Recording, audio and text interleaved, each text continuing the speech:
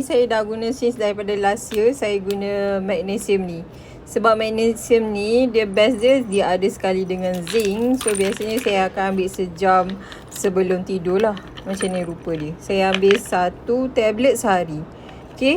Ataupun yang ini. Yang ini saya baru je. Sebab saya tengok Dr. Roland ada pakai. Bentuk liquid. Okay. Bentuk liquid. Dia macam ni je. Saya just letak 5 titik. 1, 2, 3, 4, 5.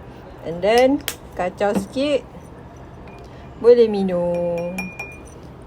So far yang I rasa, sebab yang ni I baru je minum, dia punya rasa-rasa payah-payah macam air zam-zam gitu. Bismillahirrahmanirrahim. So sis boleh pilih magnesium. Dua-dua ni pun okey. Tapi yang pasti saya dah pakai magnesium ni daripada 2024 last year. So far okey, alhamdulillah.